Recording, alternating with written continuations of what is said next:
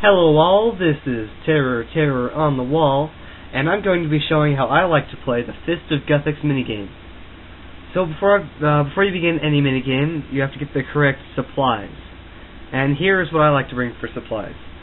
These items I have on right here are the items that will not change throughout the entire game. I like to keep these items on. Helm of Nature's Knots, Amulet of Fury, Red Cape, which is the Soul Wars cape that you get from completing Nomad's Requiem, Barrow's gloves that you get from completing Recipe for Disaster, a gold ring eye just because I can't enchant any better rings from the Mobilizing Armies minigame, and I don't happen to have any of the Fremnik rings, and Dragon Boots because they have really good defense bonuses and offensive bonuses as well.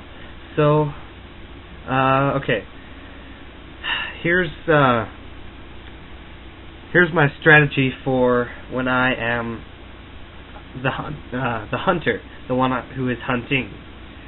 I put on my Dagon-High robes, and I put on my Rune Defender and my Abyssal Whip. So what I do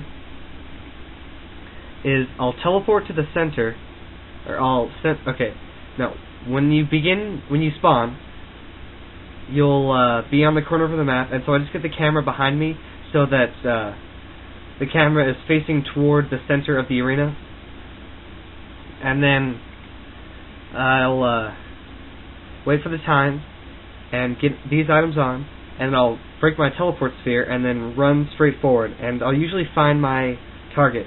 Sometimes they'll run past me or they'll get to the middle, but the point is that I find my target. And after I find my target, I will, if they're trying to run, I will cast Snare on them so that they can't run from me anymore. And I'll run up to them, I'll turn on my Quick Prayers, which I have set as Smite and Piety. And so I'll run up to them and start hitting them with my whip. And if they, then I wait for them to pray for melee, and then I'll turn on my Fire Wave and start hitting them with the Fire Wave until they turn their, I'll put on autocast, and I'll wait until they turn their prayer to magic. Then I switch to my Dragon Claws, activate my special attack, deactivate the autocast of Fire Wave, and then hit them with the claws, and then hit them with the second special of the claws. And that usually, if I'm lucky, that'll kill them, but if not, it'll take out all their bandages, and then from then on, I'll just alternate between melee and magic until they're dead. Okay, and when I'm defender, I'll put on my Guthix Dragonhide chaps and my Guthix Dragonhide body, and I'll have my stone, and I'll just go to the middle, and the Fist of Guthix area is a circle, and so what I like to do is I like to travel about 90 degrees to the left of on the circle, and I'll just wait there in the area where you get 10 charge each time, and I'll wait until they find me, and then I'll just run to the center, and I'll just gather as much charge on the center as I can before I die. If I notice that they don't have any intention of using magic, I'll put on my dragon hide, or my dragon body and dragon legs, but that usually doesn't happen. So usually I'll just stick with my Guthix dragon hide and chaps.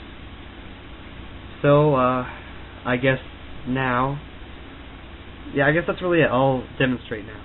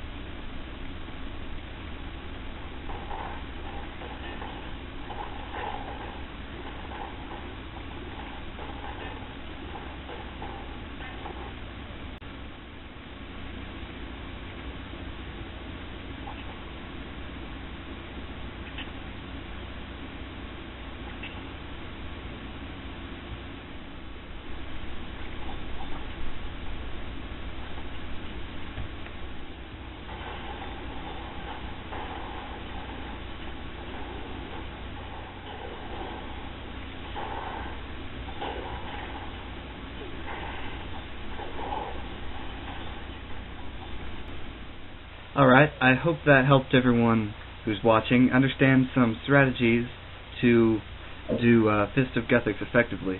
So I also think it's worth mentioning that if you have the ability to cast the Ice Barrage spell, you should definitely have your Ancient Magics activated for the minigame, because it's absolutely devastating even through magic protection prayers, and it seems like as long as you're wearing Dragon Claws, they won't protect from magic. They'll always protect from melee, and so you can usually take out your opponent very quickly.